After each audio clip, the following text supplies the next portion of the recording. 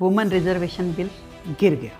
कांग्रेस ने, समाजवादी पार्टी ने साथ नहीं दिया। इन सब ने तय कर रखा था कि हम किसी भी हालत में महिलाओं को विधानसभा तक और लोकसभा तक पहुंचने नहीं देंगे।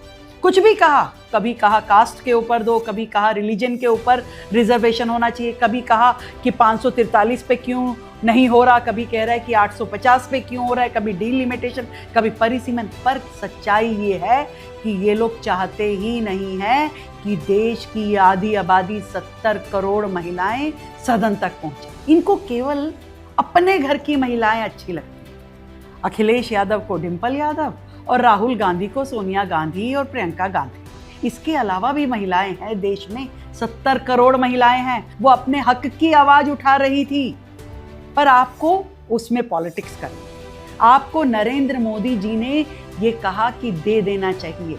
1971 में 543 सीटें इस देश की तय हुई। जनसंख्या कितनी थी उस समय? 50 करोड़, 55 करोड़।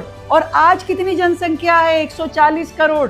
तो क्या सीटें नहीं बढ़नी चाहिए? आपको तकलीफ है सीटें क्यों बढ़ा रहे हो? क्योंकि एक एक मठाधीश 50-50 लाख की जनसंख्या वाली सीट का राजा बन के बैठा है। आप चाहते ही नहीं उस एक में से दो बन जाए, कोई महिला आगे आ जाए, कोई प्रतिनिधित्व कर दे। नहीं चाहते आप। क्यों 1971 की जनगणना पे आधारित 543 सीटें हम लेकर के बैठे हैं? कंपैरिजन तो बहुत बड़ी बड़ी कंट्रीज के साथ में करते हैं। आज उनमें रिप्रेजेंटेशन देखिए, वहां महिलाओं का कहीं 50%, कहीं 40%, उससे ज्यादा रिप्रेजेंटेशन है। अपने देश में नहीं देना चाहते। हमारे देश की महिलाओं को आगे नहीं आएंगे। सब रूढ़िवादिता है।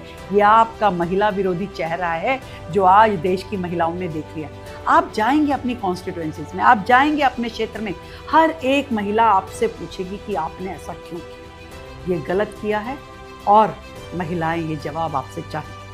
अपना हक तो लेके रहेंगे।